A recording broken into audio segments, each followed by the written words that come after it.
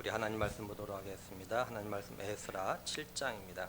에스라 7장 11절에서 28절.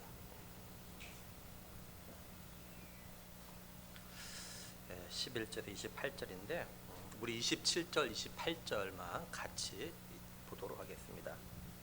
에스라 7장 17절, 28절만 우리 같이 한 목소리로 같이 봉독하도록 하겠습니다. 27절 같이 봅니다. 우리 조상의 하나님 여호와를 송축하할지로다. 그가 왕의 마음에 예루살렘 여호와의 성전을 아름답게 할 뜻을 두시고 또 나로 왕과 그의 보좌관들 앞과 왕의 권세 있는 모든 방백의 앞에서 은혜를 얻게 하셨도다. 내 하나님 여호와의 손이 내 위에 있으므로 내가 힘을 얻어 이스라엘 중에 우두머리들을 모아 나와 함께 올라오게 하였노라. 아멘.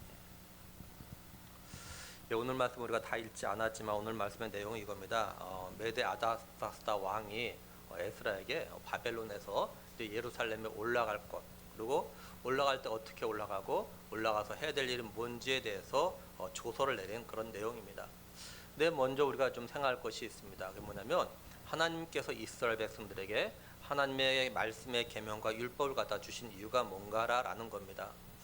오늘 말씀 11절을 보면은 여호와의 계명의 말씀과 이스라엘에게 주신 이렇게 말씀을 하죠. 우리말 성경은 다음은 이스라엘을 위한 여호와의 계명의 말씀과 율례 이렇게 번역했어요. 그러니까 하나님께서 이스라엘 백성들에게 계명의 말씀과 율법을 갖다 주신 이유는 목적이 뭐냐면은 이스라엘 백성들 갖다가 그걸로 대해서 구속하거나 억압하거나 힘들게 하기 위해서가 아니라라는 거죠. 하나님께서는 이스라엘 백성들을 위해서 그걸 갖다 주신 겁니다. 쉽게 말하면 부모가 자녀들에게 하는 대부분의 말들은 다 자녀를 갖다 위해서 하는 말이죠. 이걸 오늘 우리에게 좀 적용해서 좀 생각해 보죠. 하나님께서 우리에게 하나님의 말씀을 갖다가 전하게 하시고 듣게 하시는 것은 우리를 갖다가 그 말씀을 통해서 억압하고 힘들게 하고 곤란하게 만들고 그러기 위해서 우리에게 말씀을 갖다 주신 것이 아니라라는 겁니다. 하나님께서 우리를 위해서 우리에게 말씀해 주신 거예요. 우리가 하나님의 이런 마음을 알면 우리가 하나님 말씀에 순종하려고 또 순종의 삶을 살려고 노력을 합니다. 근데 우리가 나를 위한 하나님의 마음을 갖다 알지 못하면은 하나님 말씀에 순종의 삶을 갖다가 살려 노력 갖다 하지 않죠. 근데 안타깝게도 우리는 하나님의 마음을 갖다가 안다라고 말하면서도 하나님의 말씀대로 삶을 살지 않을 때가 생각보다 많다라는 거예요. 예를 들면 자녀들이 그죠? 부모님이 자신들 갖다 유의한다는 거 웬만하면 다 압니다. 부모들이 하는 말이 자신들에서 위해서 하는 말이라는 걸 알아요. 근데 의외로 자녀들이 부모의 말에 순종을 갖다 잘 하지 않죠. 왜 그런 겁니까? 부모가 자신을 위한다는 걸 몰라서가 아니라 알긴 아는데 그 말이 나를 위해서 하는 말이라는 걸 아는데 부모의 하는 말이 내 마음에 안 드는 거예요. 나하고 생각이 좀 다른 거예요. 그러니까는 아무리 나를 위해서 하는 거라 알매도 불구하고 순종을 하지 않는 거죠. 난 하기 싫은데 자꾸 하라고 하고 하고 싶은데 하지 말라고 하고. 그러니까 이게 내 마음에 안 드니까 자녀들이 부모의 말에 순종을 갖다 잘 하지 않죠. 우리가 하나님이 우리를 사랑하시고 우리를 위해서 하시는 말씀이라는 걸 알면서도 그 말씀이 내 마음에 안 든다고 내 생각과 다르다고 순종을 안 하는 삶을 사는 것이 정말 많아요. 결국 내 마음대로 내 생각대로 해버리는 거죠. 근데 분명한 거는 우리가 하나님 말씀과 명령에 순종의 삶을 살지 아니하고 내 마음대로 살면 결국은 손해는 나만 본다는 겁니다. 그러니까 우리가 지금은 하나님이 나에게 하신 말씀이 좀 내 생각과 다르고 나에게 안 맞지만 내가 원하는 것이 아니지만 그래도 하나님 말씀에 순종하는 그럼 하나님 나에게 가장 좋은 거 주시려고 하시는 그 하나님의 마음을 좀 알고 우리가 좀 순종하려는 그런 마음을 갖다 꼭 가져야 한다는 겁니다. 그럼 아닥사스다 왕이 에스라에게 내린 조서의 내용은 어떤 내용일까요? 먼저 13절 보면 조서를 내리느니 우리나라에 있는 이스라엘 백성과 그의 제사장들과 레위 사람들 중에 예루살렘에 올라갈 뜻이 있는 자는 누구든지 너와 함께 갈지어다 이렇게 말씀하죠. 한마디로 뭡니까? 바벨론에 있는 이스라엘 백성들은 누구든지 그죠? 누구든지 자기가 원하는 사람은 다 예루살렘에 올라가라는 겁니다. 예루살렘에 올라가는데 인원 제한이 없어요. 다른 말로 하면 바벨론에 있는 유다 백성, 이스라엘 백성들이 모두 다 예루살렘 올라가도 괜찮다 이런 말인 거죠. 아닥사스다 왕은 지금 바벨론에 있는 이스라엘 백성들에게 선택할 수 있는 자유의 권한을 갖다 준 겁니다. 바벨론에 그대로 살든지 고향 예루살렘으로 올라가든지 선택은 니네가 해라 이렇게 말하고 있는 거죠. 저는 이 말씀을 보면서 하나님께서 모세를 통해서 이스라엘 백성들이 하셨던 말씀이 생각났어요. 모세오경에 보면 하나님께서 하신 말씀이 뭐냐면 내가 너희 앞에 복과 저주를 뒀다. 너희 앞에 생명과 죽음을 뒀다. 선택은 너희가 해라. 이런 말씀이에요. 선택은 너희가 해라. 또 이걸 보면서 하나님께서는 항상 우리에게 인격적으로 대화하시기 때문에 우리에게 선택할 자유를 갖다가 주셨다라는 거죠. 예를 들면 오늘 예배 이 자리에 나올 분들 가운데 그죠? 하나님이 억지로 떠밀어서 오신 분 계십니까? 뭐 주변 사람이 가족이 억지로 오라고 해서 억지로 올 수는 있겠죠. 근데 잘 생각하면은 억지로 오긴 왔지만 그것조차도 내가 선택한 거야. 정말 내가 오기 싫으면 이런저런 핑계 다 대가서도 안 올 겁니다. 그렇죠? 근데 그래도 억지라도 내가 가야겠다라고 선택했기 때문에 온 거죠. 그렇죠? 또 내가 오늘 주일이니까 앞에 예배를 드려야겠다는 이런 마음을 가지고 예배드릴 선택을 하고 이 예배 자리에 나온 겁니다. 그것이 바로 인격적인 관계죠. 다음으로 뭐라고 하냐면 14절에 너는 내 손에 있는 내 하나님의 율법을 따라 유다와 예루살렘의 형편을 살피기 위하여 왕과 7 자문관의 보냄을 받았으니 이렇게 말씀을 해요. 에스라가 예루살렘으로 이렇게 보냄을 받은 이유가 뭔지를 갖다 이야기합니다. 에스라가 예루살렘으로 보냄을 받은 이유가 뭐냐면은 유다와 예루살렘의 형편을 갖다 살피기 위해서라는 거예요. 근데 말씀을 잘 보면요, 유다와 예루살렘의 형편을 갖다가 살피는데 그 기준을 이야기합니다. 어떤 기준으로 형편을 살필 것인가? 그 기준이 뭐냐? 내 손에 있는 하나님의 율법에 따라 이렇게 말씀하고 있어요. 그러니까 유다와 예루살렘에 있는 이스라엘 백성들이 과연 하나님의 율법에 따른 삶을 갖다가 얼마나 살고 있는지 이걸 알아보기 위해서 보냄을 갖다 받았다는 겁니다. 하나님의 백성인 이스라엘 백성들이 살아야 되는 삶의 기준이 메대의 법이 아니라 하나님의 율법, 하나님의 말씀이라는 거예요. 이 말의 의미는 뭐겠습니까? 이스라엘 백성들이 바벨론이나 메대의 법은 잘 지키며 살아도 하나님의 율법과 하나님의 말씀에 순종의 삶을 갖다 살지 않으면 그거는 바른 삶을 사는 삶이 아니고 잘못된 삶을 사는 거다, 이런 말을 갖다 하고 있는 거예요. 이걸 오늘 우리에게 좀 적용해 봐요. 하나님의 은혜로 말미암아 믿음으로 예수 그리스도를 믿음으로 하나님의 자녀, 그리스도 안에서 새로운 피조물이 됐어요. 우리 성도들이. 그렇다면 우리 성도들이 살아야 될 삶은 뭐냐면 하나님 말씀에 따라서 삶을 살아야 합니다. 우리 성도들이 세상 법은 잘 지키고 세상에 요구하는 것은 잘 순종하며 따라가는데 하나님의 말씀과 하나님의 법을 갖다 어기는 삶을 갖다가 사는 것, 하나님의 요구하심에 따라 삶을 살지 않는 것은 그건 잘못된 거라는 거예요. 우리 성도들이 세상에서도 성실하고 정직하게 바르게 살아야 되지만 무엇보다도 하나님 앞에서 바른 삶을 갖다가 살아야 돼요. 우리 성도들이요, 세상이 우선순위가 되어져서 세상에서는 바르게 삶을 살지만 하나님 앞에서 바르게 삶을 살지 못하면 이건 문제가 되는 겁니다. 그러니까 세상의 우선순위로 삶을 두고 살아가게 되면 잘못하면은 하나님 앞에서 바른 삶을 갖다 살지 못할 때가 있어요. 그러니까 우리 성도들은 먼저 하나님 앞에서 내가 바른 삶을 살아야겠다라는 그런 우선순위를 두면 세상에서도 당연히 바른 삶을 갖다 살아갈 수 있게 되어지는 겁니다. 그러니까 우리가 늘 기억을 해야 돼요. 내가 하나님 앞에서 바른 삶을 살아야겠다. 그런 마음만 가지면은 세상에서도 정말 바른 삶을 갖다 살아갈 수가 있습니다.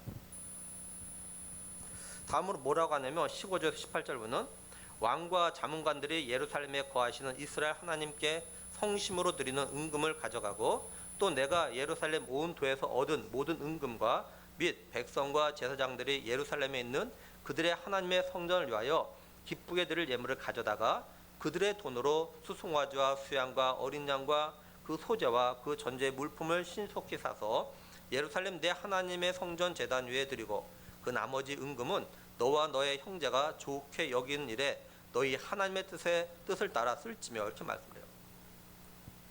왕과 왕의 자문관이 두 가지를 갖다 이야기합니다. 첫째 뭐냐면은 자신들이 하나님께 드리는 은금을, 또 바벨론에서 얻은 은금을 가지고 가가지고 하나님께 제사들을 갖다가 짐승을 사서 드리라는 거예요. 근데 말씀을 잘 보면 왕과 자문관들이 하나님께 은금을 갖다가 드리는데 어떻게 드린다고 하냐면 15절에 성심으로 드리는 은금 이렇게 되어 있어요. 성심. 성심이라고 했던 히브리어가 어떤 뜻이냐면요, 자원하다, 아낌없이 드리다, 이런 뜻입니다. 이게 이방 나라 왕과 그 자문관들이 이스라엘 하나님께 자원해서 아낌없이 드렸다, 이렇게 말씀을 해요. 이들이 이렇게 한 행동에 대해서 23절에 무릇 하늘의 하나님의 전을 위하여 하늘의 하나님이 명령하신 것은 삼가 행하라. 어찌하여 진노가 왕과 왕의 나라에 왕자의 나라에 임하게 하랴. 이렇게 말씀하고 있는 것처럼 하나님이 아닥사스다 왕과 그 왕자들에게 진노하지 않도록 하기 위해서라고 이렇게 보여집니다. 이건 이방 사람들이 가지고 있는 자신들의 신들에 대한 생각 때문에 그래요. 이방 사람들은 자신들이 정성을 다해서 자신들의 신에게 드리지 않으면 자신들의 신이 진노한다고 생각하기 때문에 정성을 다해서 드리려는, 자원해 드리려는 이런 마음을 갖다 가지고 있다는 걸 갖다 알 수가 있죠. 그러니까 한마디로 이방 사람들은 자신의 신들과 인격적인 관계가 아닌 겁니다. 비인격적인 관계. 그렇다면 하나님의 백성과 성도들은, 우리들은 하나님께 드릴 때 성심으로 드리고 있는가라는 거예요. 또 우리가 하나님께 자원해서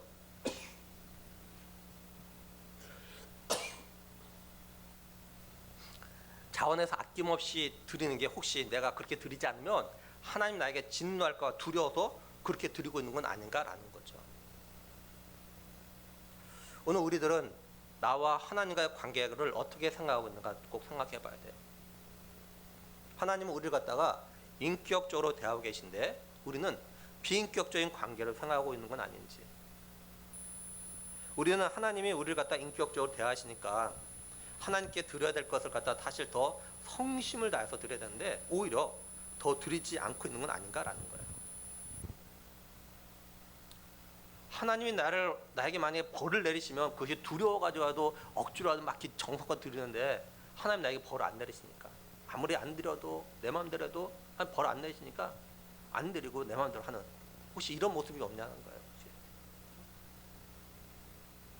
하나님 우리 인격적으로 생각하시면서 은혜를 베푸시고 스스로 깨닫고 드리는 삶을 살기 바라시는데, 그죠? 자꾸는 비인격적인 관계라고 생각해요. 하나님이 벌을 안 내리시니까, 벌을 내리시면 드리고 안 내리시면 안 드리고, 이런 생각을 다 가지고 있는 거 아니냐는 거예요. 또 우리가 하나님께 드려야 되는 것들은 내 것 드리는 것이 아니라 하나님의 것, 하나님께 나에게 맡기신 것을 갖다 믿음으로 드려야 되는 거죠. 그러니까 우리가 나는 하나님께 어떻게 드리고 있는가 꼭 한번 생각해 보셔야 돼요. 어떤 마음으로 드리는가. 난 정말 하나님이 내 베푸신 은혜가 있기에, 또 하나님께 내게 주신 모든 것이기 때문에 내가 믿음으로 자원해서 아낌없이 기쁨으로 드리고 있는가. 둘째는 이렇게 하나님께 제사 드릴 걸 사고 남은 돈은 하나님의 뜻에 따라서 사용하라라는 겁니다. 한마디로 뭡니까? 우선순위의 문제와 물질, 돈을 갖다 어떻게 사용하는가에 대해서 이들이 이야기해요. 이 이방인들이 있죠. 먼저 하나님께 드릴 것을 갖다 말하는 뿐만 아니라 어떡하냐?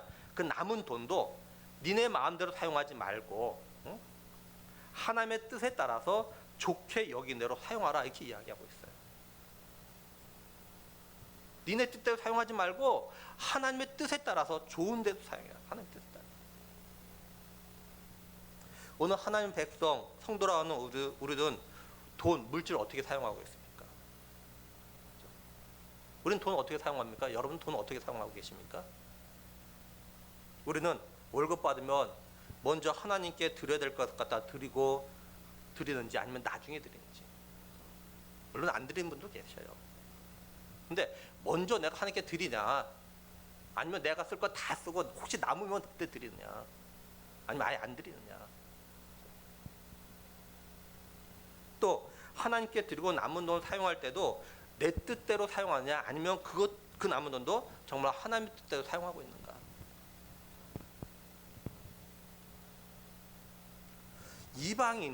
이방인이 물질을 어떻게 사용해야 되는지 하나님의 백성들의 이야기하고 있는 걸 통해서 우리는 다시 한번 꼭 생각해 봐야 돼요. 난 하나님의 백성으로서 하나님께 내게 맡기신 물질을 갖다 난 어떻게 사용하고 있는가?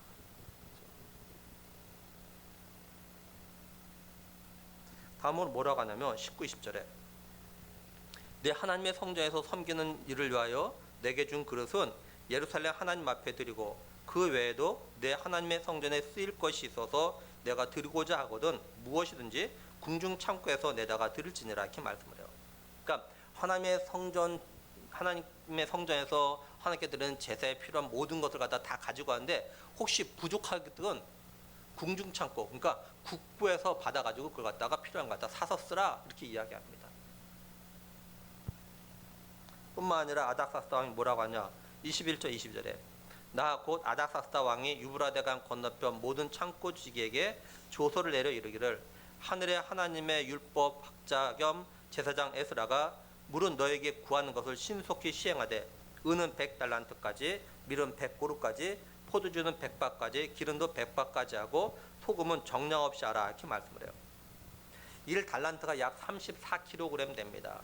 그러니까는 100달란트는 약 3,400kg이죠. 그리고 1고루는 약 220리터입니다. 그러니까 밀 100고루는 22,000리터가 되고 1밭은 22.7리터라고 합니다. 그러니까 포도주와 기름은 2,270리터까지 사용할 수 있게 하래요. 그리고 소금은 무제한으로 공급해요. 주래요. 이건 얼마나 놀라운 특권을 갖다가 지금 에스라에게 주고 있는지 모릅니다. 또 아닥사스다가 뭐라고 하냐면 24절에 내가 너에게 이르노니 제사장들이나 레위 사람들이나 노래하는 자들이나 문지기들이나 느디님 사람들이나 혹 하나님의 성전에서 일하는 자들에게 조세와 관세와 통행세를 받는 것이 옳지 않으니라 하였노라 이렇게 말씀해요. 한마디로 하나님의 성전에서 일하는 사람들에게는 세금을 하나도 받지 말아라 이렇게 이야기합니다.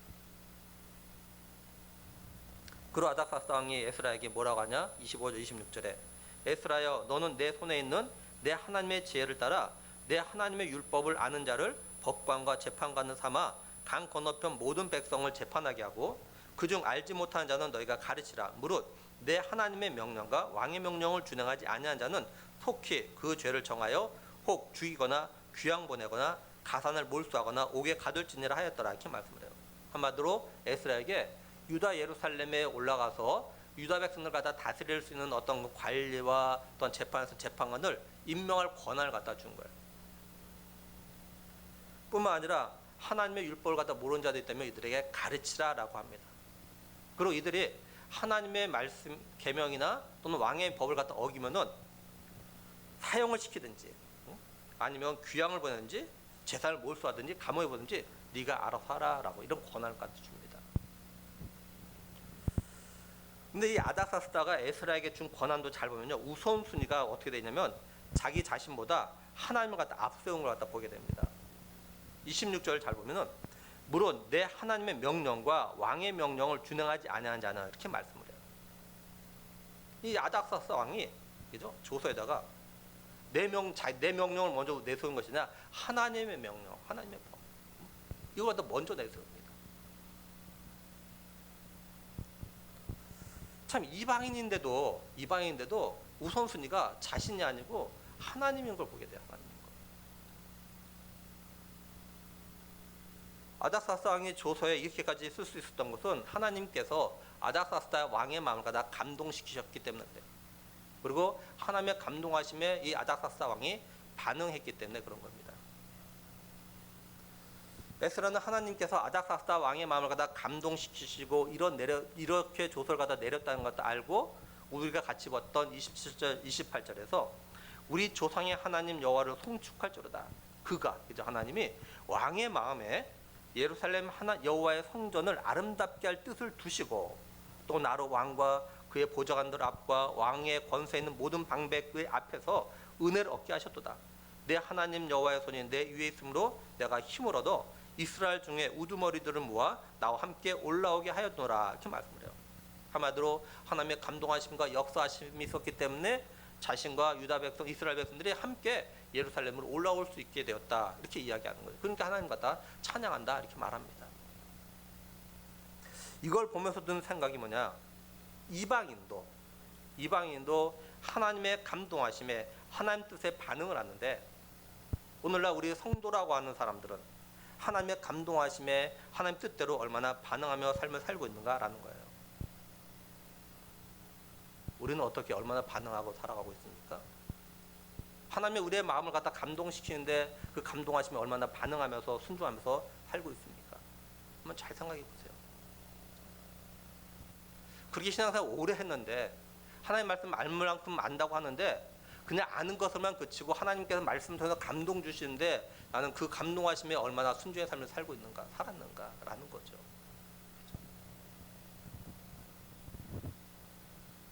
우리가 하나님 뜻대로 삶을 살겠다 말은 정말 잘하는데 하나님의 감동하심에 반응하지 않고 내가 하고 싶은 대로 하는 일이 얼마나 많냐라는 거예요.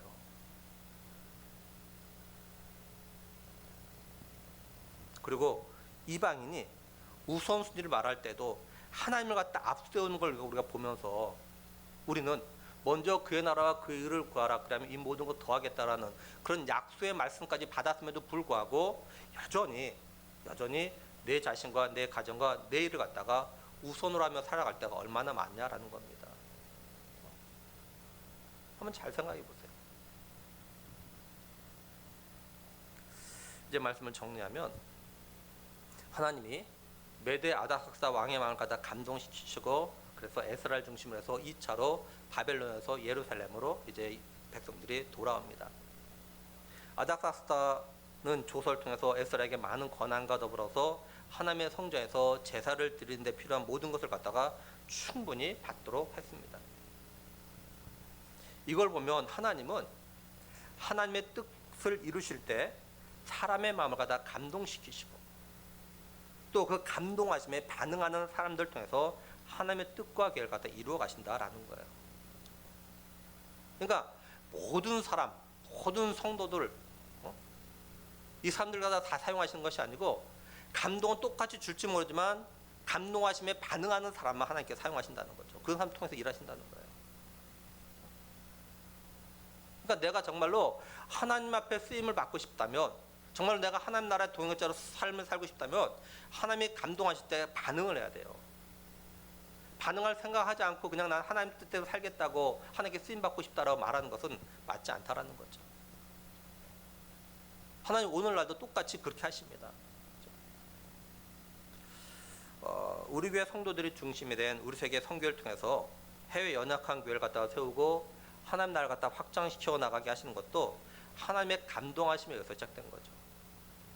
그리고 이 일에 하나님의 감동하심에 반응하는 성도들이 모든 성도가 아니에요. 반응에 감동하는 성도들이 함께 힘을 합쳐서 하나님의 뜻을 갖다가 하나씩 이루어 나가고 있는 거고요. 이번에 미얀마 가서도 거기 모였던 GMS 선교사님들이 또 양곤 성교에 묻는 거예요. 저에게 우리 세계 선교회는 어떻게 세워진 겁니까? 저에게 묻는 거예요.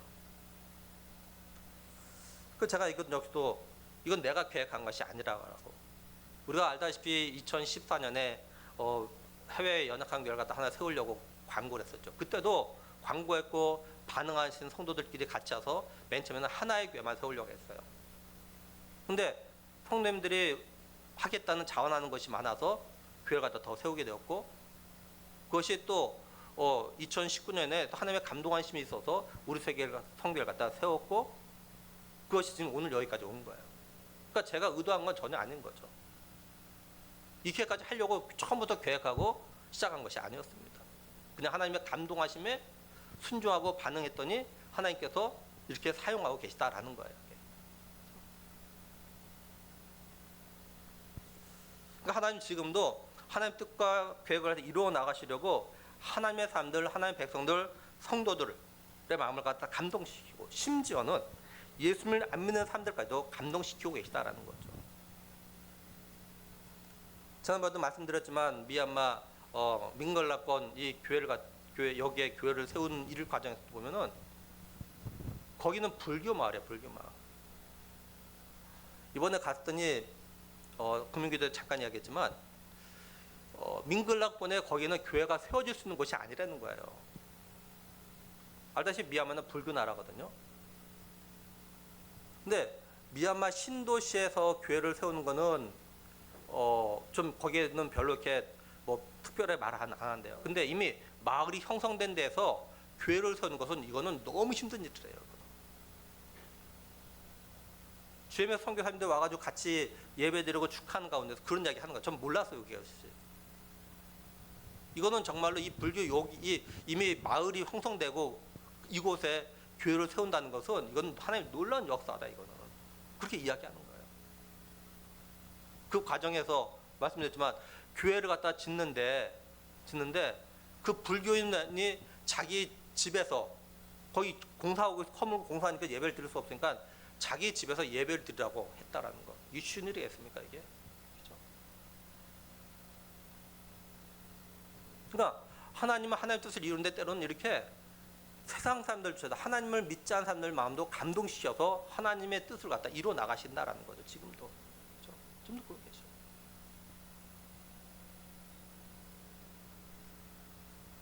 그러니까 하나님의 감동하심에 반응한 사람들을 하나님께서 그 사람 통해서 이루어 나가고 계시니까 좀 우리가 하나님의 그 감동하심에 좀 반응하는 사람들이 좀 되어야 된다는 거죠. 그렇죠?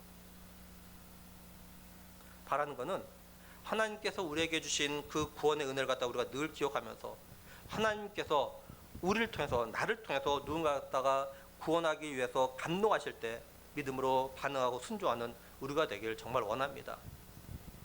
그래서 하나님의 구원의 역사를 이루는 데 쓰임받는 정말로 하나님 나라의 동역자들이 다 되는 우리 교회 믿음의 식구들 되기를 죄와 죽음의 권세에서 우리를 갖다 구원하시기 위해서 이 땅에 오셨고 십자가에서 죽으시고 부활하시고 다시 오실 우리의 구원자 예수 그리스도의 이름으로 간절히 축원합니다. 우리 함께 기도하겠습니다. 우리 이 시간에 같이 한번 좀 기도했으면 좋겠어요. 뭐냐면 우리 각자가 좀 그런 기도했으면 좋겠어요. 하나님, 내가 정말 하나님 내 마음을 감동시키실 때 하나님 내가 좀 순종하는 사람 되길 원한다고. 좀 그랬으면 정말 좋겠다고. 하나님의 말씀을 통해서 어떤 방법으로 내 마음을 감동시키실 때 순종할 때 거기서 하나님의 역사하심과 일하심을 갖다 내가 경험하게 되어집니다.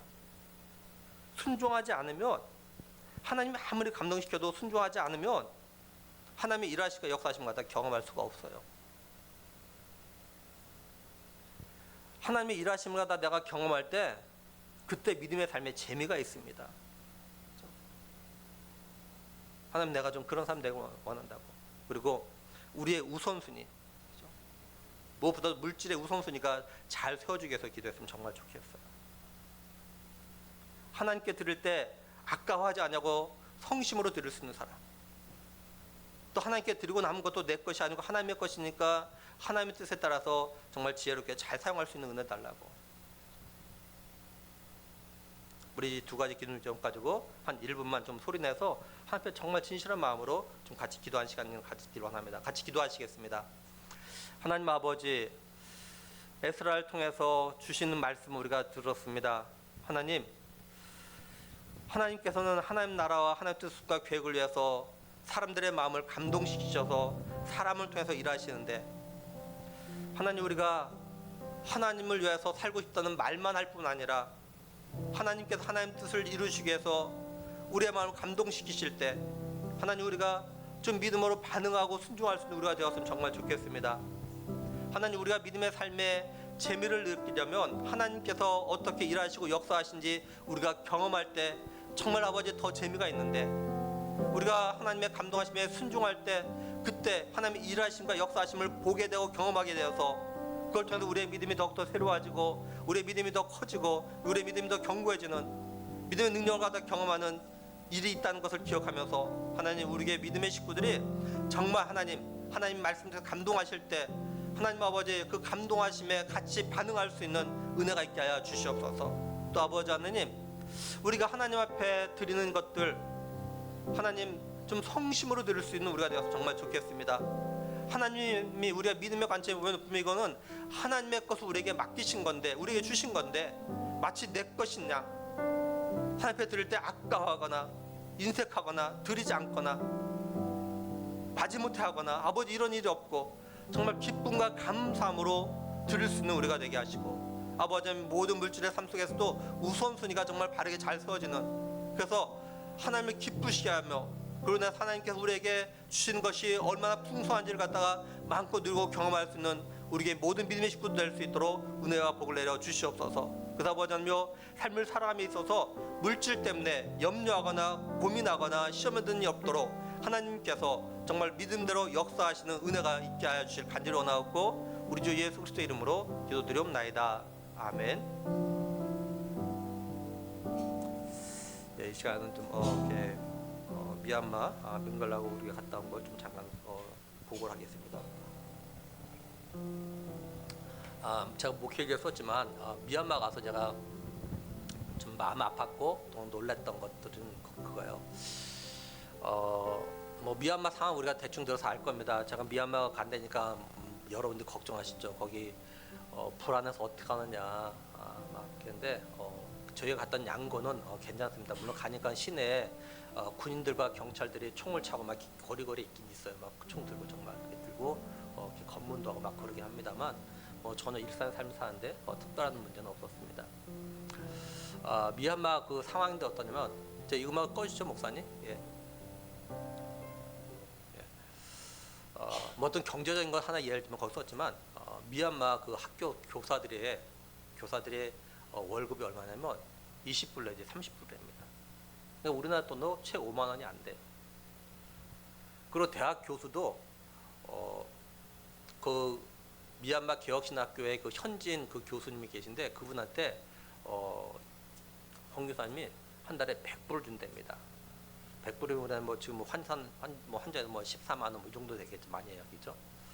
아니 그것밖에 안 주냐고 이렇게 놀랬어요. 그랬더니 아니래요. 미얀마에서는 이 정도 줘도 괜찮게 주는 거래요, 대학 교수가. 그러니까 교수들조차도 그 정도밖에 안 받으니까, 잘해야 100불 받으니까 10여만 원 받으니까 어렵겠죠. 또 물가는 생각보다 비쌉니다. 대부분 다 공산품 수입을 해요. 그러니까 정말 또 비싸요, 물가가. 그러니까는 초등학교 선생님들이나 또 뭐 이렇게 대학 교수나 학생들의 개인과외 시키는데, 개인과외. 그러면서 살아간대. 그런 말 듣고 참 마음이 아팠어요. 그러면 한편은 또 감사한 거는, 야, 내가 대한민국에 태어난 것이 너무 감사하다는 생각이 들었어요. 또 하나는 전기입니다. 전기. 첫날 갔는데, 호텔 들어왔는데 갑자기 정전되는 거, 밤에 정전돼요. 그러더니 한 1, 2분 있다가 다시 들어오는 겁니다. 알고 보니까 미얀마에서는 하루에 2번 정전됩니다. 지역에 따라서 시간차 둬가지고 한 번 정전 4시간씩 정전되는 거예요. 그 다음날 아침에 식사하러 엘리베이터 타는데 중간에 타고 내려가다가 정전돼 버렸어요. 갇혔어요. 비상벨을 울릴 수도 없고 바깥과 연락할 방법이 없는 거예요. 한 1, 2분 있었나? 그냥 그때서 이제 돌아가는 거예요. 그래서 그 다음부터는 막 엘리베이터 탈 때마다 막 이렇게 신경 쓰였어요. 또 멈추는 거 아닌가? 그래서 한 번은 저희 숙소가 5층인데 5층까지 걸어 올라가고 막 이러기도 했어요. 미얀마 상황이 좀 그렇더라고요, 경제적으로. 그리고 이렇게 차들이 가다 보면 멈추면은 곳곳에서 어린 아이들부터 해서 또는 아기를 안는 엄마들이 돈을 달라고 이렇게 놓고 해요. 창문을 두드립니다. 물론 잘 사는 사람은 잘 살아요. 어떤 빈부격차 있으니까. 근데 참 그런 거 보면서 참 마음이 많이 아팠어요. 그래서 그런 걸 보고 경제적인 거 어렵게 살고 있는 그분 미얀마 사람들 같이 보면서 마음 아팠고 그랬습니다. 이제 미얀마 가서 먼저 미얀마 개혁신학교를 갔습니다. 가서 이제 예배를 드리고 말씀을 나누기 전에 이제 찬양을 했던 것입니다. 찬양을 했고, 그 다음에 이제 예배를 마치고 나서 그 다음에 이제 그 장학금과 후원비를 갖다 전달하는 시간을 가졌습니다. 그래서 우리 세계 선교회에서 그 다음 사진 보여주세요. 예. 그 다음 사진요. 예. 예, 장학금과 후원비 전달. 우리 세계 선교회에서 이렇게 장학금 200만 원하고 학교 운영비 300만 원, 500만 원인데 50만 원은 저희가 드렸습니다. 그래서 550만 원을 이렇게 해줬고, 원래는 이제 그 장학 학교 운영비로 이렇게 하기로 했는데 선교사님이 뒤에 보겠지만 뒤에 일단 보죠. 그 다음에 장면이 이제 그 유치원 아이들 거기에 그 신학교가 있고 교회가 있고 미얀마 현지 교회 세웠고 그다음에 그 센터 안에 그다음에 그 유치원이 있어요. 유치원 아이들이 이렇게 도시락을 가지고 오는 이게 앞에가 이 도시락 가방이야. 우리나라 그 뭡니까 목욕할 때 가는 그런 뭐 바구니잖아요. 거기에다가 도시락을 이렇게 넣어가고 다닙니다. 이게. 근데 이게 미얀마 전반적인 상황이래요. 보니까는 이렇게 초등학생들도 여기에다 도시락 가지고 다니고 직장인들도 이렇게 도시락 갖고 다닌답니다. 이렇게 이런 데다가 우린 도시락 가방 따로 있는데 이런 바구니에다가